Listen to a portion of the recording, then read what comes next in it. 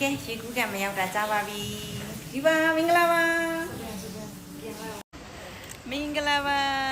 ယူလာပါတယ်မင်္ဂလာပါသမီးရေ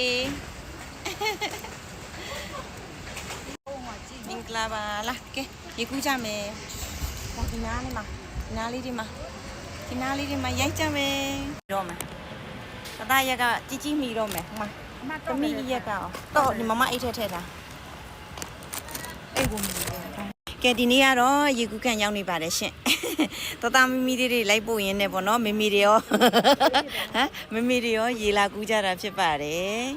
မရောက်တာတအားကြာနေပြီပေါ့နော်အေးကလေးတွေရေချိုးမယ်တွားဟိုးတွားဟိုးပဲချန်ကလေးဆိုတော့ဒီမှာလှေကားလေးတထင်းရှင်းရှိရစင်းဒီနားမှာပဲအရင်စောကြည့်အောင်ပြီးတော့မှ